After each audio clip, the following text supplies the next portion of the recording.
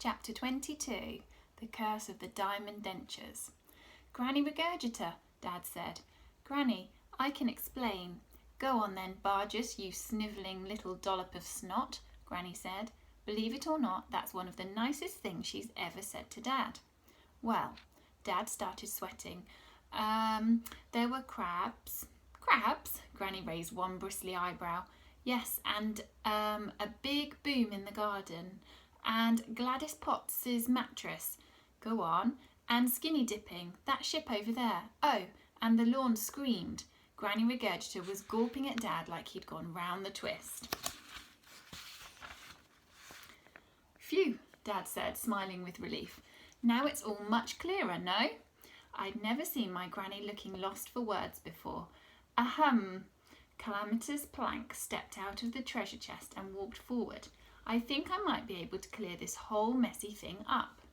Who are you? Granny grunted. Oh, come on, Regurgita. You know me. The skeleton smiled a flashy diamond smile. I've never clapped my peepers on you in my life. What's the matter? Captain Plank chuckled. Don't you recognise old Calamitous without his skin? Granny Regurgita gasped and, well, I think she might even have smiled. Calamitous Plank, is that you, you old sea slug? The very same, the skeleton gave a little bow.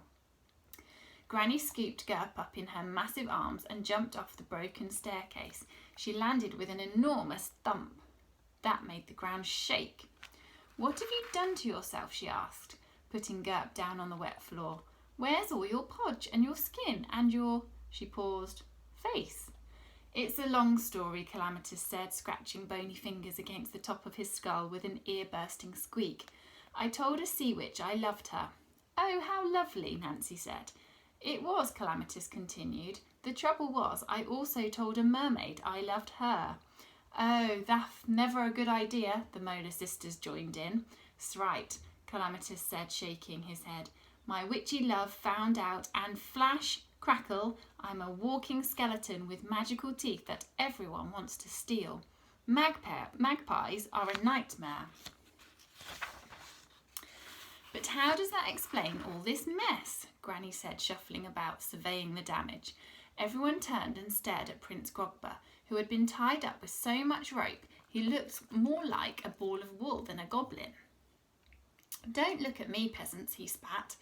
Him, Tempestra said, striding up next to her father and pointing at the goblin prince. Tempestra Plank, Granny said, eyeing the pirate girl. Last time I saw you, you were squintsier than a squabbling. It's been a long time, Tempestra said. Most of it has been spent with Dad in a box searching for this thieving goblin prince. The last thing I remember, Calamitous said, we were sailing through a sewer that led right through the Dookie Deep. I toddled over to the railing of me ship, you know, to do my business over the side, and a bunch of Grogba's cronies grabbed me and nabbed me dentures before I could even take a tinkle. And you've been on the run ever since, Dad? Asked Grogba. You should be ashamed of yourself, said Mum. I couldn't help it, the prince snapped back. The diamonds were really shiny. I like shiny things. I want shiny things. Well, that's to be done now. Well, what's to be done now? Granny Regurgita said. Everyone knows it's goblin law that a wrong can only be righted by a blunking big battle. I'm quite tired, Calamitous said. He flexed his arms and they cracked loudly. Do we have to?